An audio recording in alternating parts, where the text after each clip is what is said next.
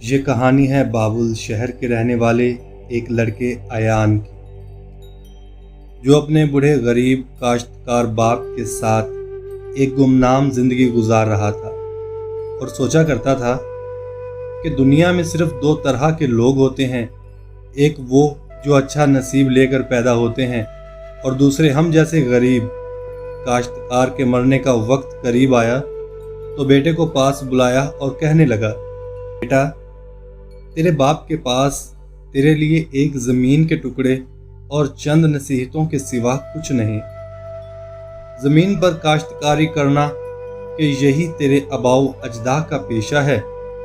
گزر بسر کے لیے اور زندگی میں سکون و خوشی چاہو تو اس دنیا کی خواہش کو اپنی عمر اور وجود سے چھوٹا رکھنا، ورنہ یہ خواہشیں تمہیں تھکا دیں گی اور غرض کی ایسی دلدل میں پھنسا دیں گی جہاں سے نکلنا مشکل ہو جائے گا۔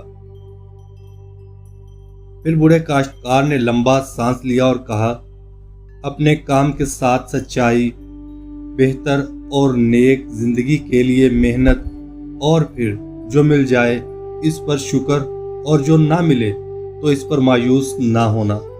بس رب کی اطاعت ہی کامیابی کی ضمانت اور زندگی کے دھوکے سے بچنے کا بہترین ہتھیار ہے۔ ایان خاموشی سے اپنے باپ کو دیکھتا رہا اور کافی دیر تک خلا میں گھورتا رہا، جیسے اس کی باتوں کو سمجھنے کی کوشش کر رہا ہو۔ اسے نہیں معلوم کہ کب اس کے باپ کی جان نکلی اور روح جسم سے پرواز کر گئی۔ جب ہوش آیا تو باپ کو بے حس و حرکت پایا۔ ایک سوال کا جواب رہ گیا تھا جو اس نے باپ سے کرنا تھا اور وہ نہ کر سکا کہ ان کی قسمت ایسی کیوں ہے، ان کی غربت کی وجہ کیا ہے؟ کیا اب وہ ایسے ہی رہیں گے، مفلس و لاچار؟ ہاں، اسے یاد آیا جو اس کے باپ نے ایک دفعہ کہا تھا۔ اس نے اپنے بابا سے پوچھا، بابا کیا آپ کا نصیب اچھا ہے؟ ہاں بیٹا، کیونکہ میں اس سے راضی ہوں تو یہ بھی مجھے تنگ نہیں کرتا اور سکون سے رہنے دیتا ہے۔ بہرحال ایان کو سمجھنا مشکل ہو رہا تھا۔ باپ کی آخری رسومات سے فارغ ہو کر اس نے پہلا کام جو کیا اپنی زمین کو فروخت تھا، کیونکہ اسے نہیں لگتا تھا کہ اس کا کاشتکاری کے پیشے سے منسلک رہ کر وہ کبھی اپنے حالات اچھے کر سکتا ہے۔ اسے اپنے باپ کی باتوں سے نہ اختلاف تھا اور نہ اتفاق۔ اسی الجھن میں کہ اب زندگی کہاں سے شروع کی جائے، قسمت کو کیسے کھوجا جائے اور اپنے تابع کیا جائے، وہ گاؤں میں لگا سالانہ میلہ دیکھنے پہنچ گیا۔ رنگ برنگے اسٹال، جھولے اور ہنستے مسکراتے لوگوں کی رونقیں اسے چند لمحوں کے لیے فکروں سے آزاد کر گئیں۔ جیب میں پڑی رقم تنگ کرنے لگی تو لاٹری والے کچھ ٹکٹ خرید لیے اور بڑی انعامی رقم کی لالچ میں اپنی جمع پونجی بھی گنوا بیٹھا۔ ابھی وہ میلے کی رونقوں اور رقم ہارنے کے افسوس کی ملی جلی کیفیت میں گم تھا کہ ایک دل سوز آواز نے اسے اپنی طرف متوجہ کیا۔ دیکھا تو ایک درویش زمین پر بیٹھا ایک خوبصورت پنجابی زبان میں صوفیانہ کلام پڑھ رہا ہے۔ کچھ لوگ اس کے پاس کھڑے ہو کر حیرت سے اسے سن رہے ہیں اور نذرانے میں کچھ پیسے بھی دیتے جا رہے ہیں۔ ایان اس کے پاس ہی بیٹھ گیا۔ صوفیانہ کلام کا اردو ترجمہ بھی کچھ ایسے تھا، کتابیں پڑھ کر عالم فاضل تو بن گئے، لیکن کیا کبھی اپنے آپ کو بھی پڑھا ہے؟ مندر مسجد تو خوب جاتے ہو، کبھی اپنے اندر بھی جھانک کے دیکھا ہے؟ تم شیطان سے تو ہر دم لڑتے ہو، کبھی اپنے اندر کی برائی سے بھی لڑے ہو؟ بلے شاہ آسمانوں تک کی پرواز تو کر لیتے ہو، کبھی اسے پانے کی کوشش نہ کی جو تمہارے قریب ہیں؟ ایان نے جیب میں ہاتھ ڈالا اور چند سکے بابا کی طرف بڑھا دیے اور کہا، بابا کوئی اچھی بات بتاؤ۔ بابا بولا، بیٹا جو کچھ تیرے پاس ہے اسے اپنے اندر ڈھونڈ، بس اسے پہچان اور اس کے مطابق زندگی بسر کر، اور دوسری چیز جو تیرے پاس ہے وہ وقت ہے، اس کا اچھا استعمال کر اور اس کی قدر کر۔ یہ سن کر ایان بولا، بابا تمہارا اپنے نصیب کے بارے میں کیا خیال ہے؟ بیٹا نصیب تو میرا اچھا ہی ہے، 3 وقت کھانے کو ملتا ہے، رہنے کے لیے شہر میں میرا گھر ہے اور یہاں کے لوگ مجھ پر رحم کرتے ہیں۔ اتنا سب میرے لیے کافی ہے، کیونکہ جو جتنا چاہتا ہے اس کو اتنا ہی ملتا ہے۔ بہرحال ایان کو ایسی باتوں میں دلچسپی نہیں تھی۔ کہنے لگا، بابا اگر اتنے سیانے ہو تو یہ بتاؤ کہ میرا نصیب کہاں سے ملے گا کہ جس کی دیکھ بھال کر کے میں بھی اپنی مرضی کی آسائش والی زندگی بسر کر سکوں۔ بابا کو ہنسی آ گئی، کہنے لگا، خوش رہنے کے لیے پریشان ہونا ٹھیک نہیں۔ کل کا دن آج کے دن سے اچھا ہوگا، اسی امید پر زندگی چلتی ہے۔ اچھا غور سے سن، قسمت تو تیری بھی تجھ پر مہربان تھی، لیکن لگتا ہے تو نے اسے ناراض کر دیا ہے۔ جا اسے تلاش کر، کہیں اور جا کر بیٹھ گیا ہے تجھ سے روٹھ کر۔ میں نے سنا ہے کسی جاننے والے سے کہ نصیب کی اگر قدر کی جائے تو وہ مہربان ہو جایا کرتی ہے۔ جا تو بھی اپنی منزل کو تلاش کر، اپنا نصیب ڈھونڈ اور اسے منانے کی کوشش کر اور قسمت والا بن جا۔ ایان اپنی قسمت کے بارے میں سوچنے لگا اور چلتے چلتے جب تھک گیا ایک درخت کے نیچے ٹیک لگا کر بیٹھ گیا۔ اسے پتہ نہیں چلا کہ وہ کب سو گیا۔ یہاں آنکھیں بند ہوئیں اور کسی اور دنیا میں کھلی تو دیکھا اپنے نصیب کو ایک اپنے ہی جیسے شخص کی شکل میں، جو کہیں دور ایک اونچے سنہری رنگوں والے پہاڑ کی چوٹی پر بیٹھا ہے، اسی طرح اداس جیسے کسی کی تلاش میں ہو۔ ایان کی آنکھ کھلی تو ہڑبڑا کر بولا، اچھا تو یہی میرا نصیب ہے، مجھے اسی کو تلاش کرنا ہوگا۔ یوں ایان اس پہاڑ کو ڈھونڈنے نکل پڑا۔ وہ شہروں سے گزرا، اس نے جنگلوں کو پار کیا اور دریاؤں کو عبور کیا۔ آخرکار وہ ایک بہت بڑے باغ میں پہنچ گیا۔ اس نے دیکھا کہ ایک بڑھیا، جسے وہاں کے لوگ بلقیس کے نام سے پکارتے تھے، درخت سے آم توڑنے کی کوشش کر رہی ہے۔ ایان نے کنکار کر اس کو اپنی طرف متوجہ کیا تو وہ بوڑھی عورت پلٹی اور پوچھا، تم یہاں کیوں آئے اور کیا چاہتے ہو؟ ایان نے پہلے اس کو آم توڑنے میں مدد کی اور پھر اپنے سفر کی رودات بیان کر دی۔ بڑھیا سن کر ہنس پڑی اور بولی، اچھی بات ہے، بہت سے لوگ یہاں تک آئے اور پہاڑ تک جانے کا پتہ پوچھتے رہے، لیکن پھر واپس نہ آئے کہ مجھے بھی پتہ چلتا کہ انہوں نے اپنی منزل پائی یا نہیں۔ شاید طلسمی قلعے میں پھنس گئے ہوں گے، لیکن خیر مجھے کیا۔ پھر بہت رازداری سے بولی، میری 2 باتوں کا دھیان رکھنا، جو مل جائے اسے اپنا لینا، ٹھکرانا مت، اور جب کوئی نعمت میسر آ جائے تو اس پر شکر گزار رہنا اور اس میں لوگوں کو شریک بھی کرنا تاکہ وہ نعمت کبھی تم سے جدا نہ ہو۔ اور میں تمہیں اس سنہری رنگوں والے پہاڑ تک پہنچنے کا راستہ بھی بتاؤں گی، اس شرط پر کہ تم مجھ سے وعدہ کرو کہ میرے لیے شہزادی کے باغ سے طلسمی درخت سے چند سیب توڑ کر لاؤ گے، جن کے کھانے سے میں پھر جوان ہو جاؤں گی اور اپنی پرانی زندگی میں جا کر اپنی ساری گزشتہ غلطیوں کو ٹھیک کر دوں گی۔ ایان تیار ہو گیا، سودا برا نہ تھا۔ بڑھیا بولی، شہزادی ندی کے کنارے ایک بہت عالی شان محل میں رہتی ہے، وہ ایک خوبصورت پر آسائش زندگی کی مالک، لیکن بس ایک انجان غم کا شکار ہے۔ غم کا علاج بھی بتا دیتی ہوں، بس تم اپنا مجھ سے کیا ہوا وعدہ مت بھولنا۔ ایان غور سے بڑھیا کی باتیں سنتا رہا اور پھر اس سے وعدہ کر کے آگے بڑھ گیا۔ بڑھیا کے بتائے ہوئے راستے پر چلتے ہوئے وہ شہزادی کے محل کے سامنے پہنچ گیا۔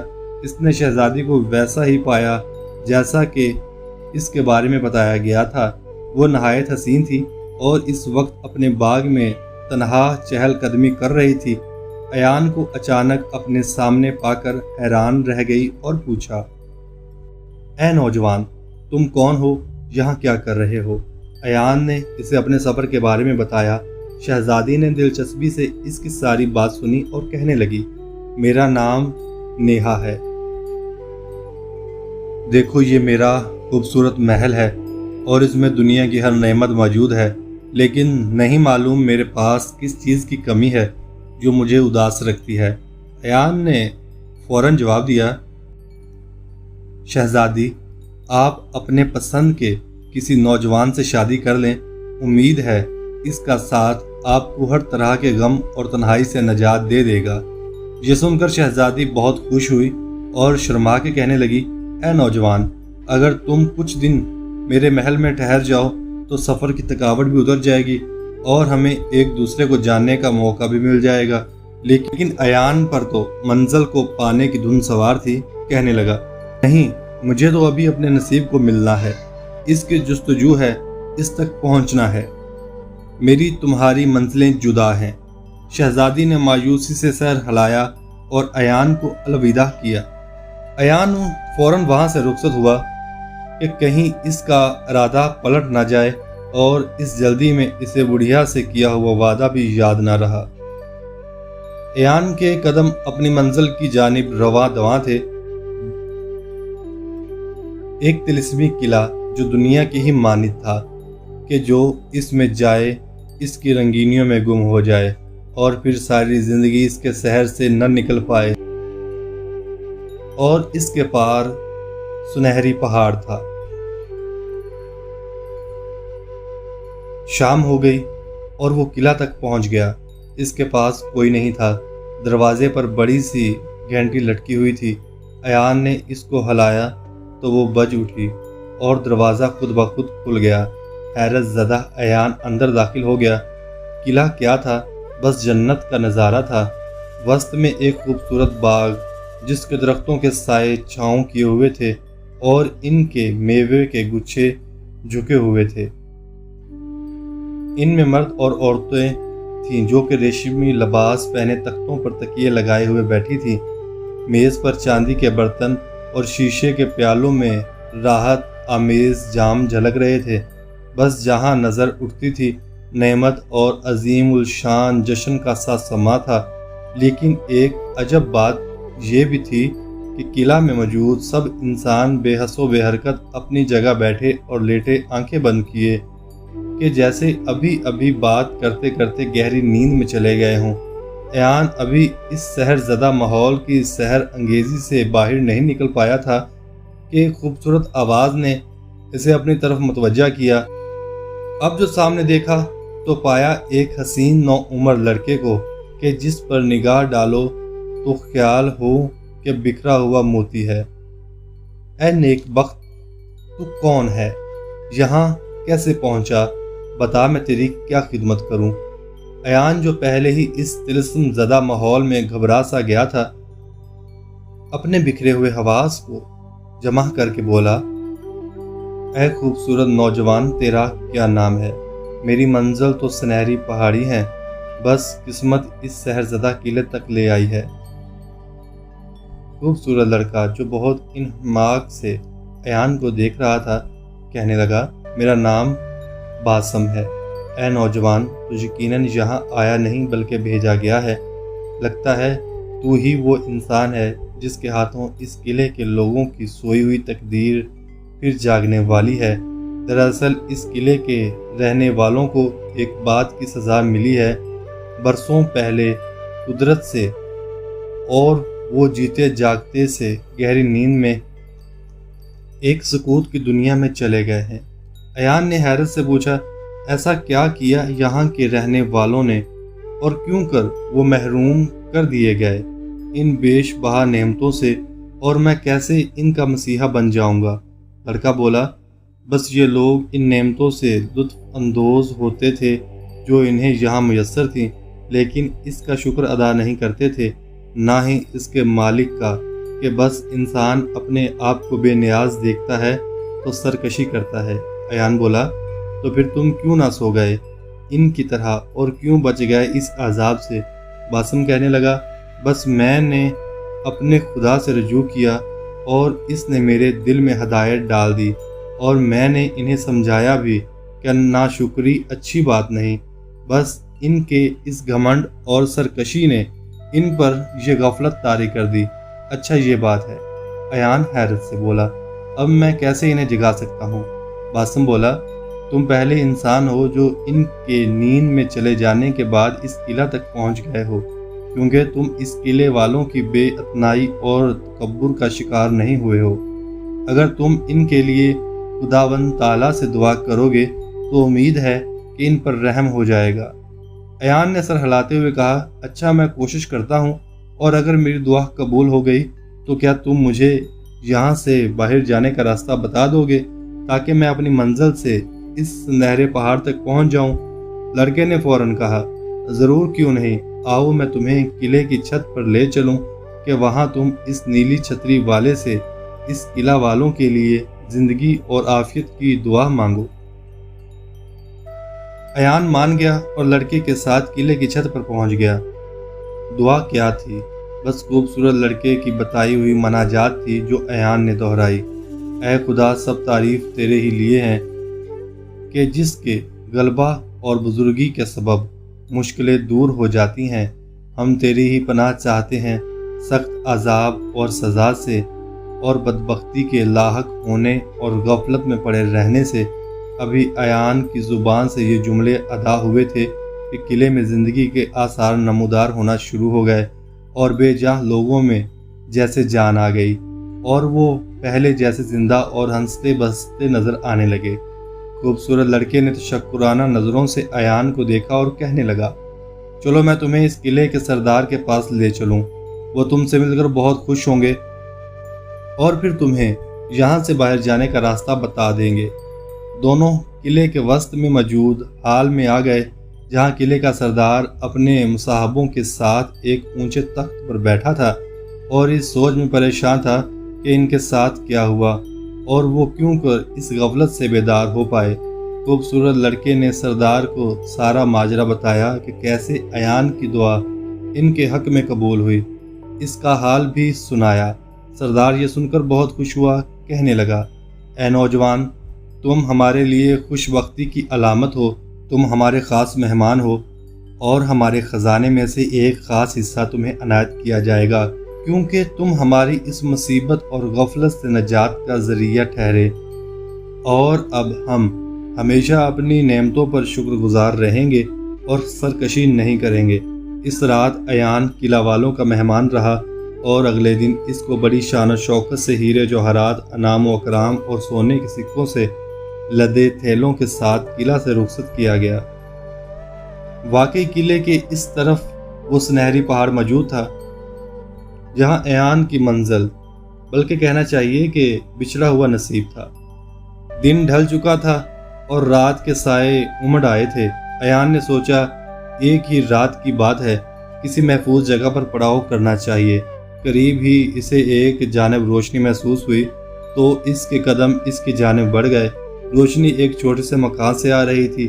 ایان اس کے قریب پہنچا اور لکڑی کے دروازے پر دستک دی۔ اندر سے ایک خوفناک شکل کے ڈھیر عمر شخص نے دروازہ کھولا۔ ایان بولا، میں سنہری پہاڑی کی طرف جا رہا ہوں، رات ہو چکی ہے، آگے سفر کرنا ممکن نہیں، کیا میں ایک رات کے لیے آپ کے گھر میں پناہ لے سکتا ہوں؟ وہ شخص بولا، ہاں رہ سکتے ہو اجنبی، لیکن کیا تمہیں معلوم ہے کہ میں کون ہوں؟ میرا نام کیا ہے؟ میرا نام مروان ہے۔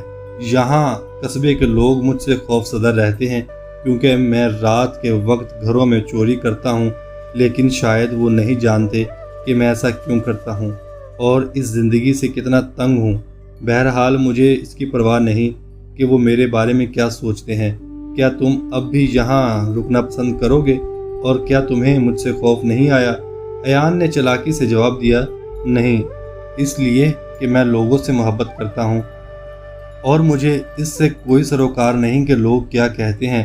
وہ ان کے بارے میں باتیں کرتے ہیں جن کو وہ قریب سے جانتے نہیں۔ میرا مطلب ہے کہ تم نے تو ایک اجنبی کو ایک رات کے لیے اپنے گھر میں رہنے کی اجازت دے دی، اور میرے خیال سے یہ تو دریا دلی ہے۔ مروان حیرت میں پڑ گیا، اتنے سالوں میں اس کی کبھی کسی نے تعریف نہیں کی تھی۔ اس نے ایان کے لیے کھانے پینے کا بندوبست کیا اور سونے کے لیے اپنے گھر کا کمرہ مہیا کر دیا۔ ایان بہت تھکا ہوا تھا، لیکن سونے سے پہلے اس کو اپنی بیش بہا دولت سے بھرے تھیلے کی فکر تھی۔ ایک مالدار شخص ایک چور کے ہاں مہمان تھا۔ بھلا نیند کیسے آتی، حالانکہ ایک ہی رات کی تو بات تھی، اور اگلے دن اس کو اس سنہری پہاڑ پر پہنچنا تھا کہ جہاں اس کا نصیب اس کا منتظر تھا۔ اس سارے سفر میں ایان کو جس ایک بات کا مستقل احساس تھا وہ جلد از جلد اپنی قسمت کو پانے کا تھا۔ واقعی خیالات طاقتور ہوتے ہیں۔ اگر ہم سوچ لیں کہ ہمارے قدم اپنی منزل کی طرف رواں ہیں اور منزل قریب ہی ہے، تو اسے دیکھنا، محسوس کرنا کچھ زیادہ مشکل نہیں۔ دوسری طرف مروان اس سوچ میں تھا کہ اس نوجوان کو آخر کیا بات اس پہاڑ کی طرف کھینچ رہی ہے اور اس کے بھرے تھیلے میں کیا ہے۔ ادھر بس ایک بات جو ایان کو بے چین کیے ہوئے تھی، وہ اس کے دل میں اپنے چور میزبان کے لیے اٹھنے والی ہمدردی تھی کہ اگر وہ اپنی دولت میں سے کچھ حصہ اس کو دے دے تو کیا وہ اس بری زندگی سے توبہ کر کے نئے باعزت زندگی گزار سکتا ہے۔ کیا مروان کو ایک موقع ملنا چاہیے؟ نہیں، ایسا ہونا ضروری بھی نہیں۔ میں بھی تو ہوں، حالات جیسے بھی رہے چوری تو نہیں کی اور بس اپنی منزل کی طرف گامزن ہوں۔ مروان کو بھی اپنی مدد آپ کرنی ہوگی۔ بھلا میری دولت میں سے اس کا حصہ کیوں ہو؟ میری دولت مجھے میری محنت اور تقدیر سے ملی ہے، بھلا اس میں دوسروں کا کیا حصہ؟ یہ وہ آخری سوچ تھی جو ایان کے ذہن میں آئی اور پھر اس کو نیند آ گئی۔ مروان جیسے اس کے سونے کا ہی انتظار کر رہا تھا، دبے پاؤں ایان کے قریب پہنچا اور جب اسے یقین ہو گیا کہ وہ گہری نیند سو گیا ہے تو اس کے سامان کی تلاشی لینے لگا۔ جلد ہی اسے وہ جوہرات اور سونے کے سکوں سے بھرا تھیلا مل گیا۔ دل تو پہلے ہی لالچ سے بھرا ہوا تھا۔ پہلے سوچا اس میں سے کچھ سونے کے سکے نکال لیتا ہوں، وہ مجھے کافی ہوں گے۔ پھر دنیا کی اس دولت کا کیا کہیے کہ جتنی مل جائے تھوڑی ہی معلوم ہوتی ہے۔ لالچ اور پھر مہمان کی بے اعتنائی دونوں نے مل کر کام کیا اور مروان نے ساری دولت ہی تھیلے سے نکال لی اور گھر سے باہر نکل پڑا۔ اب اسے اس پرانے خستہ مکان کی کیا ضرورت تھی؟ وہ تو اب کہیں بھی جا کر اس دولت سے پھر آباد ہو سکتا تھا، لیکن معلوم نہیں کہ وہ اس دولت سے ایک باعزت زندگی گزار پائے گا کہ جس کی اسے چاہت تھی، اور یہی وہ مدد تھی جس کا اسے انتظار تھا۔ شاید نہیں۔ بہرحال صبح ہو گئی، ایک کے لیے اچھی خبر بن کر اور ایک کے لیے بری، اور یہ بھی نہیں کہہ سکتے کہ جب تک نتیجہ سامنے نہ آئے کسی بات اور واقعے کا کیسے حاصل بیان کر سکتے ہیں۔ ایان کے لیے یہ ایک ایسی صبح تھی جیسے کہ نئی شروعات ہو، جس میں آپ اس قابل ہو جائیں کہ کل کی غلطیوں کو نہ دہرائیں، اور اس سے بڑھ کر یہ کہ اپنے کھوئے ہوئے نصیب کو پالیں۔ غلطی سے اسے یاد آیا کہ بوڑھی عورت بلقیس کے لیے شہزادی کے باغ سے سیب لانے تھے تاکہ انہیں کھا کر بڑھیا پھر سے نوجوان ہو سکے اور اپنی غلطیوں کو سدھار سکے۔ اور پھر نیہا، وہ خوبصورت لڑکی، معلوم نہیں وہ کس حال میں ہوگی، اب بھی تنہا یا کسی کو اپنا کر خوش و خرم ہوگی۔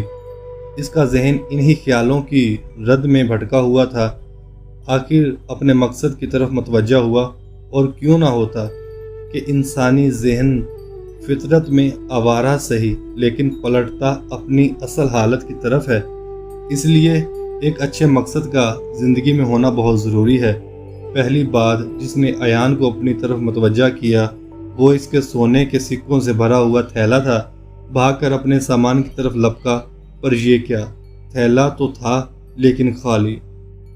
ہائے، دل کے ارماں آنسوؤں میں بہہ گئے، لیکن پھر دل نے تسلی دی کہ مال کا جانا نقصان نہیں ہے، کیونکہ اگر اس کی قسمت اس کے ساتھ ہو تو مال پھر آ جاتا ہے۔ ایان اسی خیال کے ساتھ مکان سے باہر نکل آیا اور سنہری پہاڑ جو اس کی نظروں کے سامنے تھے کی طرف بڑھنے لگا۔ جلد ہی وہ پہاڑ کی چوٹی پر اس درخت کے پاس پہنچ گیا جس کے سائے میں اس نے اپنے نصیب کو خواب میں بیٹھے دیکھا تھا، لیکن ایک اور دھچکا جس کا اس نے تصور بھی نہیں کیا تھا۔ وہاں کوئی نہیں تھا، اور اس پہاڑ کی چوٹی پر ایان اور اس سبز پتوں والے درخت کے سوا اور کوئی موجود نہ تھا، لیکن ایان میں اب واپسی جانے کی ہمت نہیں تھی۔ وہ گھٹنوں کے بل گر گیا اور خدا سے شکایت کرنے لگا کہ کیوں اسے غیبی اشارہ دیا گیا اور اس سفر کی طرف اس کا دل مائل کیا گیا، جبکہ ساری تگدود کا نتیجہ صفر نکلا۔ تھکن اور غم سے نڈھال ایان اس درخت سے ٹیک لگا کر بیٹھ گیا اور کب اس کی آنکھ لگ گئی خبر نہ ہوئی۔ اب کی بار جو دوسری دنیا میں آنکھ کھلی تو کوئی کہہ رہا تھا، نصیب سے بد دل مت ہو، اس پر یقین رکھو، بس جتنی زیادہ محنت کرو گے اتنا ہی زیادہ تمہارا نصیب تمہیں ملتا ہے، تو امید مت چھوڑو، ایک دن تمہاری قسمت تمہیں ڈھونڈتی ہوئی خود آئے گی، اور جب وہ آئے گی تمہارے دروازے پر دستک دے گی تو جواب دینا، اور اپنے اچھے نصیب کی روشنی سے دوسروں کے نصیب کو بھی روشنی بخشنا۔ ایان کی سمجھ میں ٹھیک سے آ گیا تھا، اور وہ سمجھ گیا تھا کہ نصیب انسان کو خود سے کبھی نہیں چھوڑتا، بس اس انسان کے خلاف ہوتا ہے جو صرف اسی پر منحصر کرتا ہے۔